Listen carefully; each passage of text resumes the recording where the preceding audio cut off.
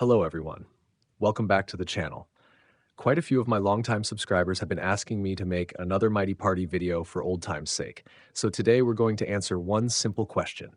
Is spending $99.99 to bring Nils Eera, the Capy King, home actually worth it? Let's get straight into it so I don't keep you waiting.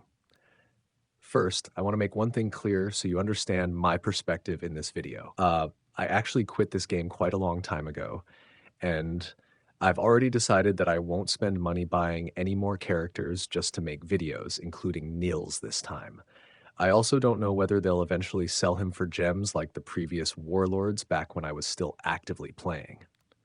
My current lineup is honestly pretty weak compared to the average player nowadays, because many of the strong heroes I invested in have gone through a lot of balance changes.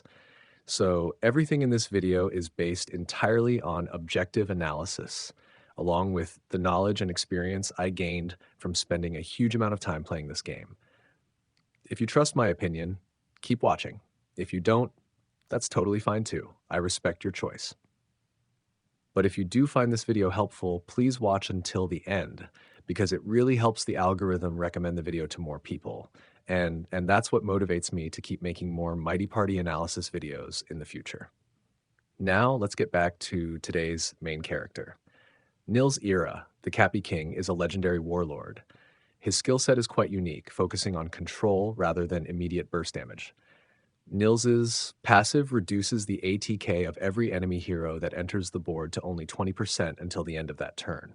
It sounds simple, but in reality, it's an incredibly powerful tempo control mechanic, especially against teams that rely on dealing massive burst damage the moment their heroes are deployed.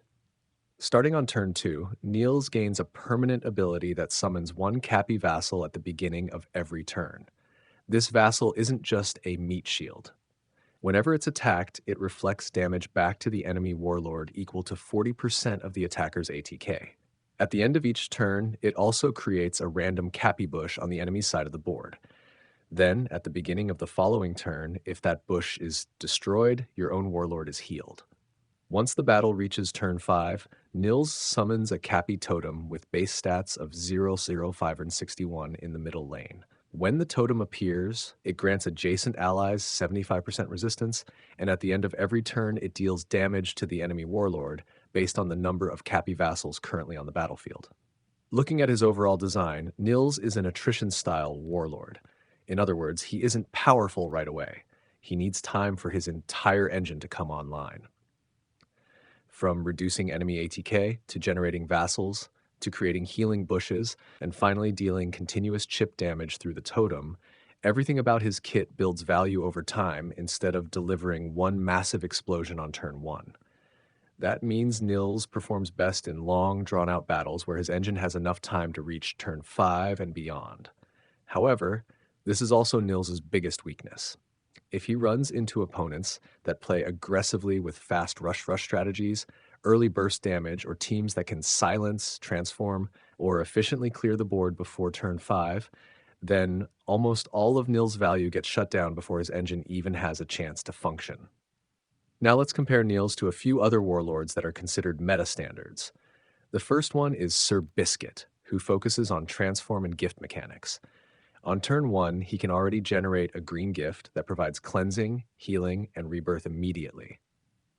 By turn 3, he transforms a random enemy melee hero into an explosive gift, and by turn 6, he transforms another enemy into a blue gift. When that gift dies, it deals vampiric damage to the enemy warlord and can transform another random enemy into a copy of itself, repeating this chain up to 3 times. In other words, Sir Biscuit starts generating value much earlier and has the ability to snowball through chain reactions, making his playstyle completely different from Nils' slow, long game approach. When it comes to warlords that the community generally considers strong long-term investments, I have to mention Dark Reaper Morgoth. Morgoth has a very interesting passive. Whenever one of your ranged heroes attacks, it deals 24 direct damage to the enemy warlord.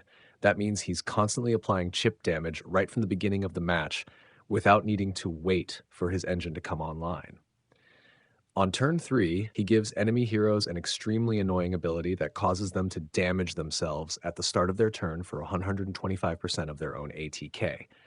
Then on turn 5, he summons 3 Soulbinders to the front row.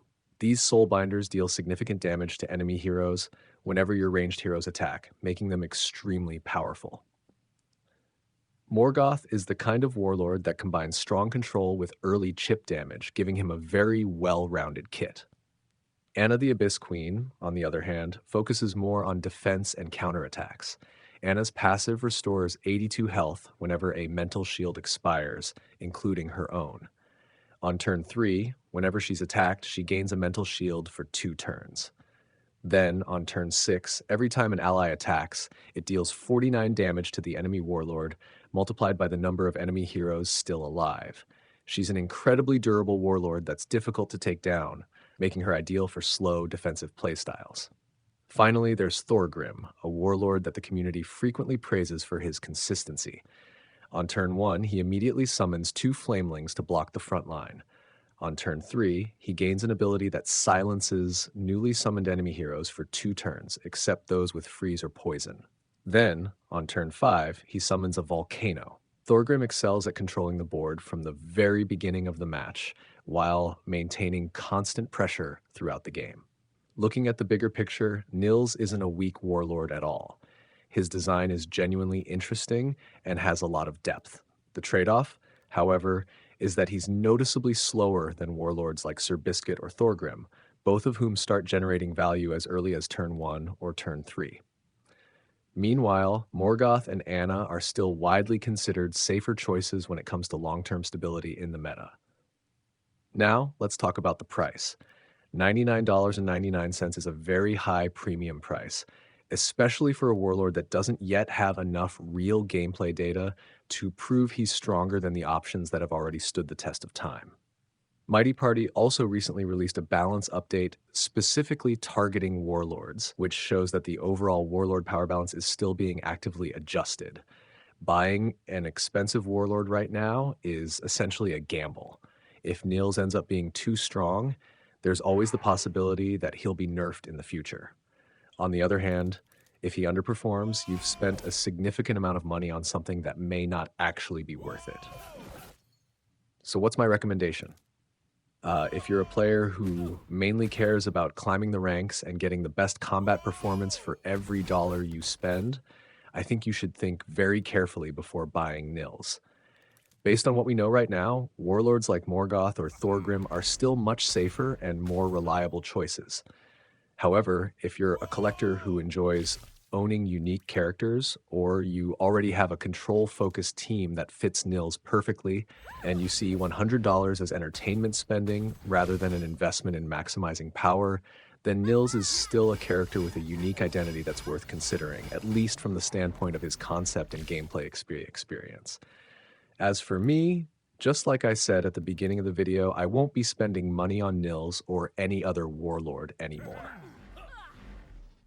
My goal is simply to give you the most objective analysis I can based on everything I've observed and experienced.